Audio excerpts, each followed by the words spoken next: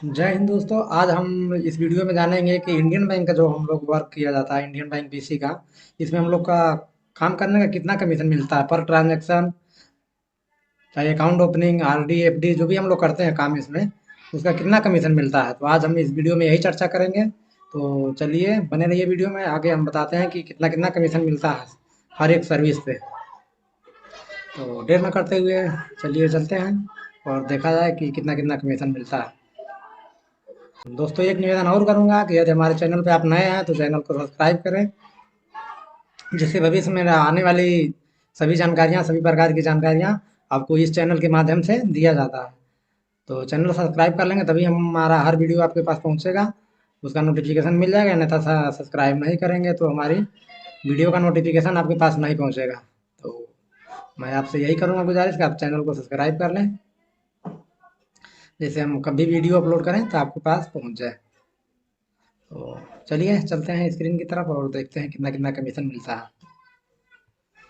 दोस्तों हमें मिला एग्रीमेंट पेपर। मैं कमीशन जो बताऊंगा अपने एग्रीमेंट पेपर से, जो हमें इंडियन बैंक का वीसी जब मिला था, उसके बाद हमें एक एग्रीमेंट पेपर मिला था। उसी में हमारा सारा स्ट्रक्चर दिया हुआ है कि किस प्रकार से हमें कमीशन मिलेगा, कितना क्या करना है, क्या क्या नहीं करना है, कितना ट्रांजेक्शन, कितना लॉगिन, सारा प्रक्रिया उसी में लिखा गया है। तो हम उसी के माध्यम से आपको टोटल बताएंगे कि क्या क्या करना है और कैसे काम करना है, कितना कमीशन मिलता है। तो यहाँ हमारा वो पीडीएफ में पड़ा हुआ है। यहाँ ये हमारा डाउनलोड में पड़ा हुआ है। इसको, ये फाइल है जो हमारा एग्रीमेंट पेपर है। तो ये हमारा देखिए, ये 10 पेज में है। तो ये हमारा पूरा डिटेल्स दिया हुआ है यहाँ पे। ये कंपनी का नाम, और ये मेरे मेरे ये मेरा है कंपनी के साथ, और मेरे साथ क्या एग्रीमेंट हुआ है, ये सारी चीज़ें इसमें दिया हुआ है। ये देखिए, तो ये सारी इंग्लिश में है, इसको मैं कन्वर्ट कर लूँगा हिंदी में तभी समझ में आएगा। तो आइए इसको, किसी पीडीएफ को भी, अगर कोई पीडीएफ फाइल है उसको भी कन्वर्ट करके आप इंग्लिश हिंदी में कर सकते हैं। तो मैं यहाँ से क्रोम में, यहाँ पे ये देखिए कन्वर्टर मैं करके रख लिया हूँ। या आप यहाँ से आकर ये PDF word converter dot com, इस साइड पे आके आप किसी भी पीडीएफ इंग्लिश को आप हिंदी में कन्वर्ट कर सकते हैं, चाहे जितने भी पेज का हो। तो मैं इसका कन्वर्ट करके यहाँ पे रख लिया हूँ। तो आपको बता दूं कि यहाँ पे पहले डिटेल्स है इसमें यहाँ पे।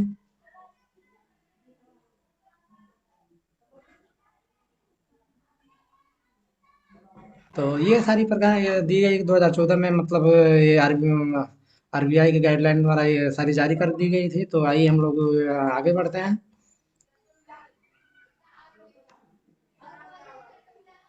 यहाँ पे अब मेन मेन पॉइंट मैं आपको बता दे रहा हूँ।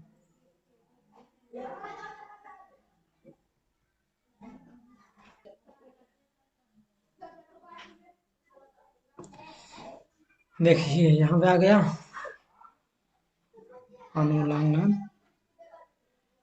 बीसी सेवाओं के लिए आयोग आयोग बैंक मित्र आयोग संचालन निश्चित वेतन घटक आउटलेट में सक्रिय होने की तारीख से पहले 6 महीने के दौरान एसबी खातों खुदरा जमा अधिक न्यूनतम 250 एक का, ये सही से अनुवाद नहीं हो पाया है, इसलिए थोड़ा इसमें हिंदी में सही से समझ में नहीं आ रहा। ग्राहक खाते ₹4000 प्रति माह के निश्चित वेतन या अनुपात के आधार पर महीने में कम से कम 25 दिन काम करने के पात्र होंगे। 25 से कम गैर कार्य दिवसों पर जुर्माने के रूप में ₹500 प्रतिदिन दर से कटौती की जाएगी। कहने का मतलब ये है कि ये 25 दिन लॉगिन होना चाहिए। 30 दिन में आपका 25 दिन लॉगिन होना चाहिए, भले एक ही ट्रांजेक्शन हो। ठीक। तो यदि नहीं कर पाते हैं 25 दिन अगर आप ट्रांजेक्शन नहीं कर पाते हैं महीने में, तो आपको यहाँ देखिए साफ शब्दों में यहाँ पर लिख दिया है, जुर्माने के रूप में ₹500 प्रतिदिन की दर से कटौती की जाएगी। तो ये है दोस्तों। और यहाँ पे दिया कियोस्क संचालन के पहले 6 दिन, 6 महीने के दौरान या 6 महीने के बाद प्रतिमाह से कम 500 लेन देन के साथ एसबी खुदरा जमा, पीएमजेजेबीवाई, पीएमएसबीवाई, एपीवाई लॉन्च किए गए किसी अन्य उत्पाद के रूप में 1 महीने में कम से कम 10 ग्राहक नामांकन बैंक द्वारा समय केवल लेन देन करने के पूर्व 4,000 प्रति माह के निश्चित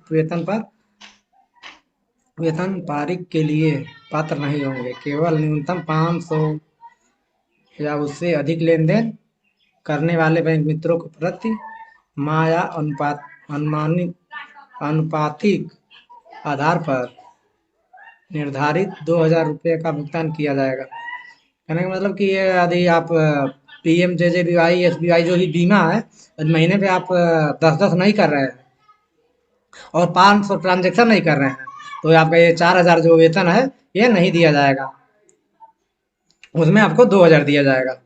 तो ये कुछ नियम एवं शर्तें कि 500 ट्रांजेक्शन करना और 25 लॉग इन होना चाहिए और 500 ट्रांजेक्शन 1 महीने में होगा, तब जाकर आपका ये वेतन जो मिल रहा है 4,000 ये मिलेगा।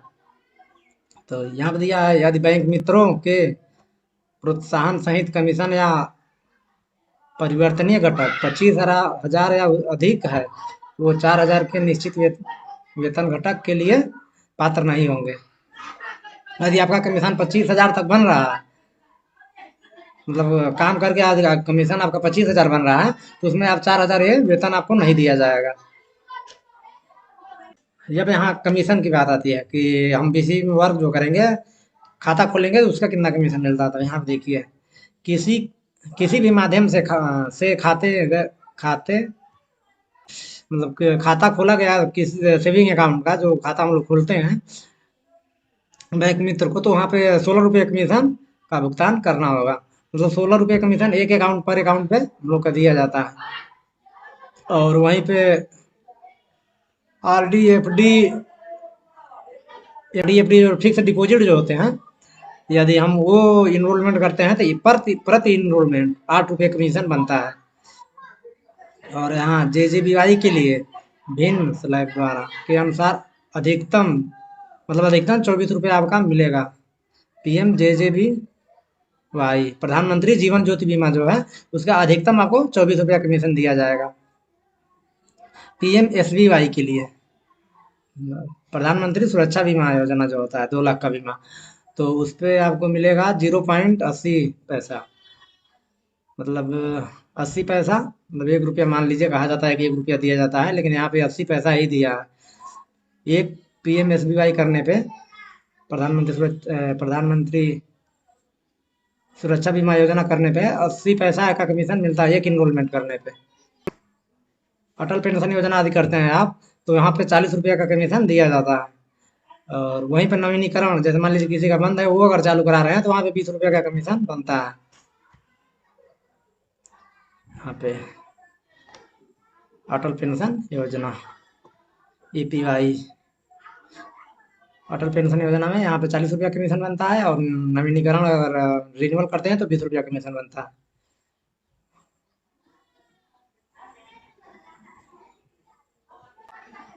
यहाँ आ गया नगद जमा निकासी, एपीएस और नगद जमा के अलावा नगद जमा एपीएस हम कर रहे हैं। यदि हम जमा निकासी यदि वे कर रहे हैं, तो यदि 12,50,000 तक के लेन देन पे हमें कितना कमीशन बनता है।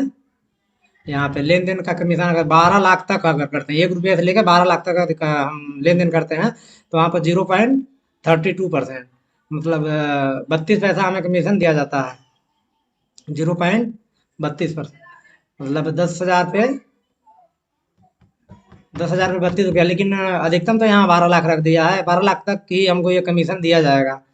बाकी यदि उससे हम ज़्यादा कर रहे हैं, यहाँ 12,50,000 से रुपये से अधिक लेन देन की 50,000 तक रुपये से कम, मतलब 12,50,000 से 50 लाख तक लेन देन की राशि पे हमें 0.16 मतलब 16 पैसा। तो यहाँ सीधे हमारा आधा कर दे रहा है। अगर 12 लाख से हमारे ऊपर का ट्रांजेक्शन कर रहे हैं तो यहाँ पे 16 पैसा हमें दिया जाएगा। 0.16% के हिसाब से हमें कमीशन जोड़ कर दिया जाएगा। यदि उसके ऊपर भी यदि आप करते हैं 50 लाख रुपए के ऊपर यदि आप करते हैं ट्रांजैक्शन लेन देन की राशि, तो यहाँ पे आपको 0.08%, 0.08% देख लीजिए दोस्तों, यहाँ पे इस प्रकार से कमीशन मिलता है। 0.08% का कमीशन दिया जाएगा यदि 50 लाख से ऊपर का ट्रांजेक्शन करते हैं और 10,000 निकासी और 20,000 जमा प्रतिदिन प्रतिदिन आप कर सकते हैं।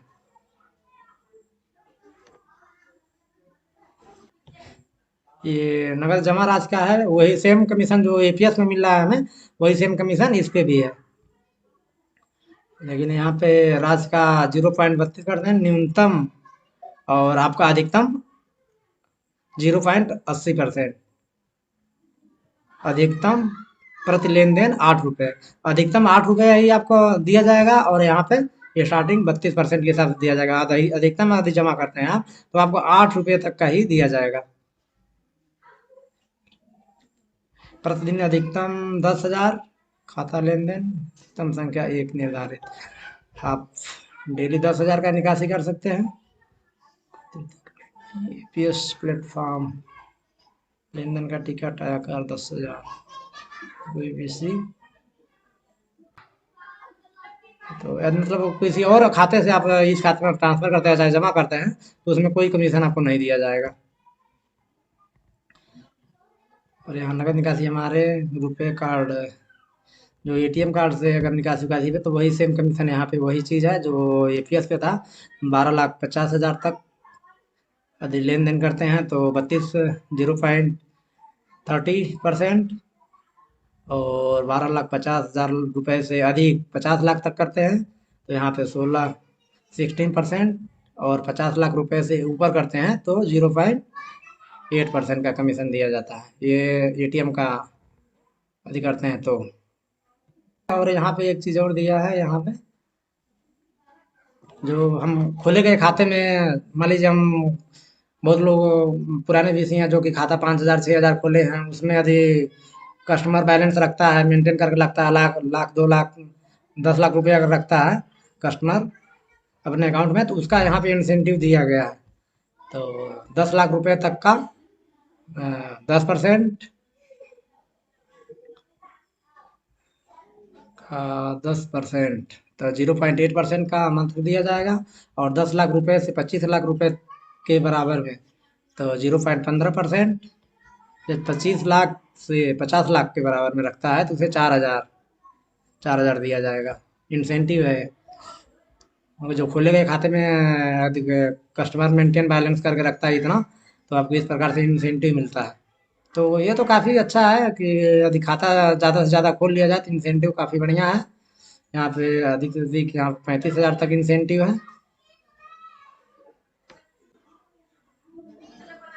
ये देखिए यहाँ पे 35,000 अगर 800 लाख रुपए तक का अगर रखता है तो 35,000 तक का आपका केवल इंसेंटिव बनेगा, सोच लीजिए। यदि ज़्यादा से ज़्यादा खाता अगर खोला गया हो तो वहाँ पे इंसेंटिव ज़्यादा बन रहा है। तो दोस्तों यही था इसमें कमीशन स्ट्रक्चर। तो आपको पूरा समझ में आ ही गया होगा कितना कितना कमीशन मिलता है, किस प्रकार से काम करना है, कितना दिन लॉगिन करना है। तो फिर मिलेंगे अगले वीडियो में, तब तक के लिए जय हिंद।